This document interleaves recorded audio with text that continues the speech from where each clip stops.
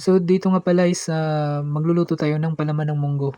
So, naglagay tayo diyan ng 1 kilo ng munggo, tapos, hugasan natin 'yan ng maigi, tapos lagyan din natin ng maraming tubig, tsaka sabay natin pakuluan ng lumambot yung munggo. So, ayan guys, naluto na yung munggo natin. So, ililipat natin sa malaking bowl. Tapos, hugasan natin yung kawali natin. Pagka nahugasan, lagyan natin ng 1 kilo ng asukal. 'Yan, brown sugar lang yung gamit natin guys. Tapos lagyan natin ng vanilla. Pagkatapos lagyan din natin ng 300 grams na salted margarine guys, Kailangan salted para at least medyo maalat-alat. Tapos lagyan din natin 'yan ng tubig guys, nakalimutan kong ipakita sa video.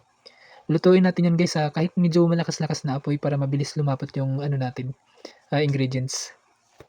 Pagka lumapot na 'yan guys, kailangan na todo bantay ka na diyan kasi baka masunog, ay talagang masisira yung ano mo, yung palaman ng munggo mo. Hindi mo na 'yan puwedeng gamitin na lagyan ng munggo kasi papait 'yan.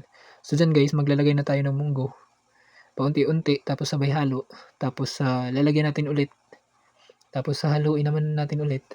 Tapos gano'n lang na proseso, maglalagay, halo kasi medyo maliit yung kawali natin, 1 kilo pa naman yung ano natin, 1 kilo yung mixture natin, 1 kilo yung munggo, so medyo marami-rami. Pagkatapos niyan guys, haluin lang natin ulit. Talagang mabusising halo 'yan para talagang mag-combine yung munggo tsaka yung ating latik. Ayan na guys. So, puwede niyo nang patayin yung apoy diyan. Tapos sabay halo-halo. Haluin ng haluin para mag-ano, mag-combine yung asukal tsaka yung ano natin, yung munggo. So, diyan, malapit nang ma-mix. So 'yun guys, halong-halo na. So 'yan lang, salamat.